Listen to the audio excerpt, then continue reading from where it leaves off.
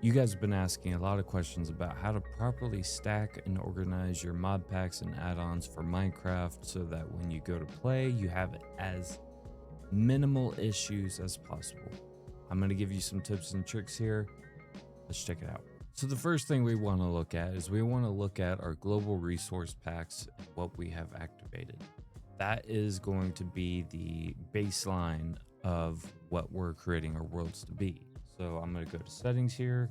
I'm going to go to global resources at the bottom, my packs, and active. So you see for me, I have actions and stuff in the Minecraft texture pack as my kind of baseline. This is what I really want my world to be looking like. Now, if you're going to do something different like Realism Craft or Prisma, then you're going to have slightly different things happening when you go to start your world. And it really just, it falls down to what are you trying to pull together to create this world that you envision. And sometimes you got to realize that maybe you're pulling a little too many things in. I try to keep, when I build a world, and we'll go through one right now. In fact, I have a new add-on I'd like to show y'all. I'm gonna create a world when we go to owned by me, and I'm gonna make a realism craft one. Now, the thing about realism craft when you're making it is it always has the custom resource pack and the texture pack. Now, if I was to leave it like this, there would be issues from Realism Craft's texture and animation pack and actions and stuff, because the both have animations and they both have textures, if you get what I mean. So in order to minimize that, the idea is you're gonna have to pick one or the other, or you're gonna have to give and take from both.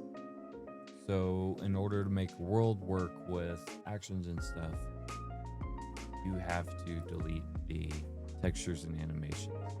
That way, actions and stuff, your base of the tree has all the animations, it has all the textures, but you're still getting the resources like the ships, the structures, the different mobs, and all of that good stuff that you get from realism. So that's kind of that give and take right there.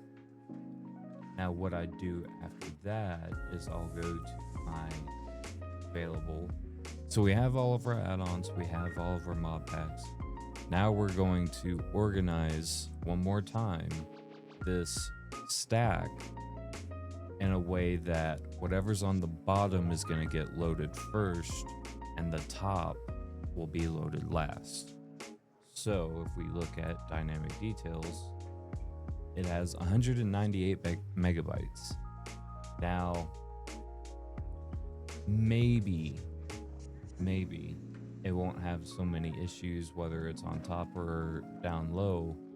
As a safe bet, I just put it towards the bottom, and that's just me. Because realism, the resource pack, is only 46 megabytes. Now furniture is 12. Aquaculture is a pretty light one, so we can put that more towards the top. Minecraft friendly fishing is 11. Soundscapes is 9. 0.5, 1.3, 0.1. And there's the other thing too, is once you get past these heavy ones, it really doesn't matter where you put these on the list, because they're so small that they are seemingly lightweight. Now for redstone, I'm gonna put that down towards the bottom, and that was it.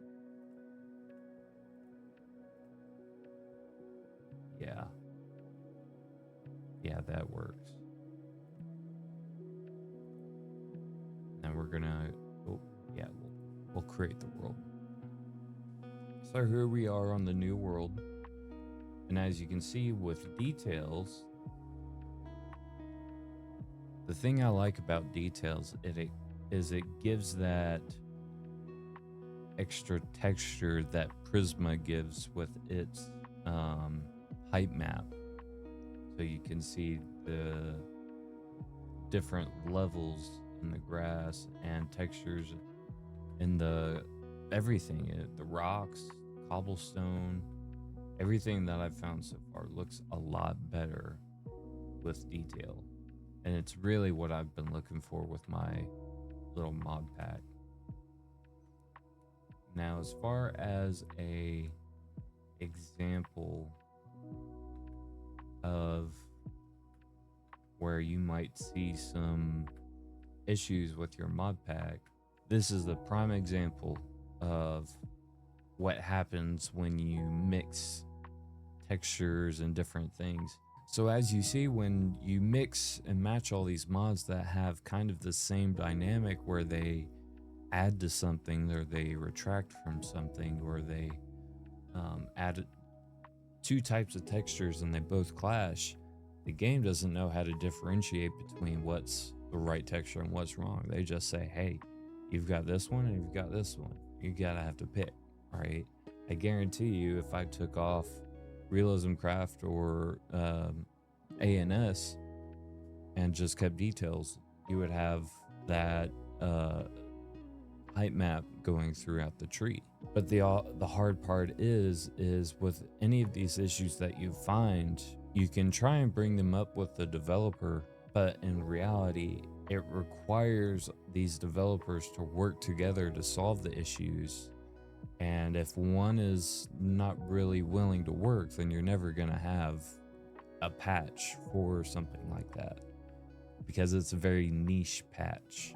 It's a very small issue, right? So that's the end of the organizing your mod pack video.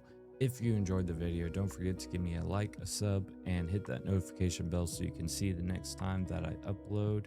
I am going to continue to answer any of your questions that I find in the comments, and I hope you guys have a great day.